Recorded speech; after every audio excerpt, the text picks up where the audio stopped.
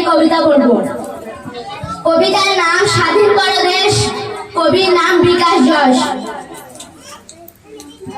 মরছে মানুষ ক্ষুধার জ্বালায়, ভাসছে চোখের জলে, বিদ্রোহে ওই জ্বলছে আগুন, ছুটছে দলে দলে।